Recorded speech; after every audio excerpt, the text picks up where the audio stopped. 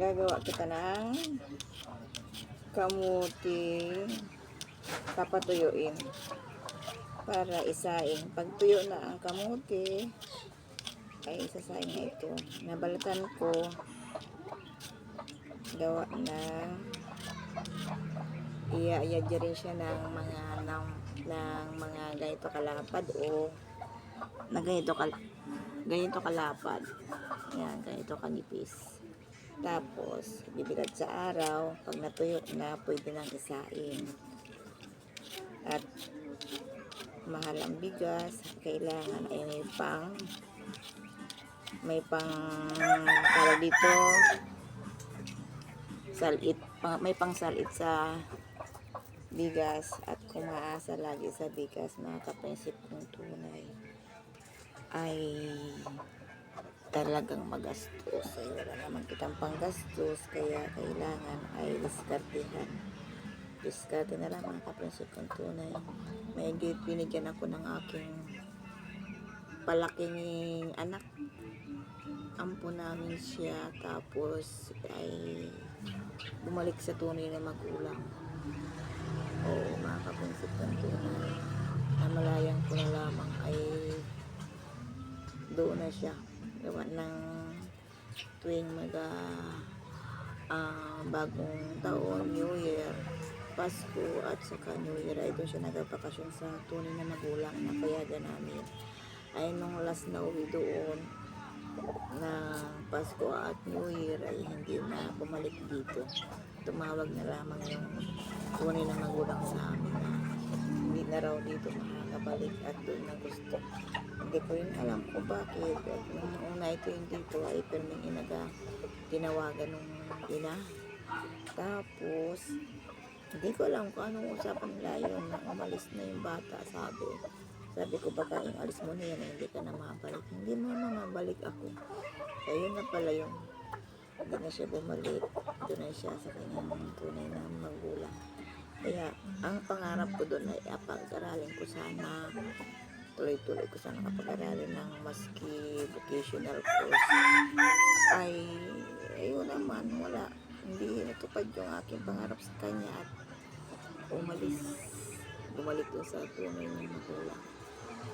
Ay mga kaprinsip kong tunay. Kaya lang siguro talaga pag ikaw ay nagpalaki ng anak yung hindi iyo ay gano'n. Tapos ang masisti ka pa niya, mga kaprinsip kong tunay, ay inaway pa ako nung ina. Gawa ng inaapi ko raw yung anak niya. Sabi ko naman, pag may kasalanan yung bata, siyempre anak na namin, may kasalanan yung bata, siyempre papa alam mo sa kanya mali yung ginawa niya. Sino baga ang asahang magasugol sa anak kundi magulang? Di po baga mga kaprinsip kong tunay, ay ayaw naman ng ina na supili, ay hindi na mapili sa akin yun. At ang isip ko ay pirmin niya sa kabutihan niya. Nung naito pa sa akin ay inapag-aral ko, baga mga kaprinsip kong tunay, ay naasa kami na siya ay nasa eskwelahan, yung pala ay nasa dagat, nagabaon mga kaprinsip kong tunay ng damit, nalagay sa bag at nagawang bisan at nagalangoy sa liguan doon sa dagat. Ay ang asang-asa ako nasa eskwelahan ay yung pala nasa dagat. Ay sino bagang magulang ang hindi magagalit pag uwi dito ng anak ay basa-basa ang damit at galing sa dagat, hindi galing sa eskwelahan at galing sa dagat? Ay sino bagang hindi magagalit? Ang mga kaprinsip kong tunay, wala lang kwenta ang magulang ng gano'n na pabayaan na lang yung anak sa kanilang mali ng mga kaprinsip kong tunay. At yun naman ay talagang ating gusto sa ating anak ay mapabuti, hindi pasama, ay kumapahamak. Ano mga kaprinsip kong tunay? Tapos ang asisin ay yung eskwelahan, lang may palay nasa eskwelahan yung palay na nasa paglakwat siya ang iyong anak. Ay syempre magagalit bilang magulang. Ano mga kaprinsip kong tunay? Ay siguro napapagkwentuhan nila nung tunay at nagkatinawag sa kanya, kausap pero sa cellphone na kumusta, ay siguro naalaman ng ganun ko na nagalit. ay talaga namang kagalit-galit ng mga kaprinsip ko tunay at inaasahan ko nga rin nasa eskwelahan ay pala nagabulakbol. Eh, ano? Sino matutuwa no? Na kaprinsip ko tunay. Eh, sa kanya ngayon kung talagang ayaw niya pa supil ay hala. Doon na siya sa tunay na magulang. Ay doon nung naroon na sa tunay na magulang ay pirmi namang bugbog sarado ng ama at gawang anin ng supil yung anak. Ay di natuto din. Yun naman, hindi naman nakapag-aral.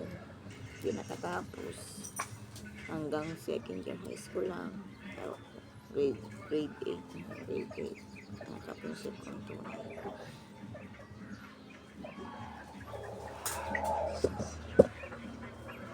Natuyuin ko ito mga kaprinsip kong tunay at akin itong ikukuhan. Amin itong nasa ingin at wala kaming pangsalit.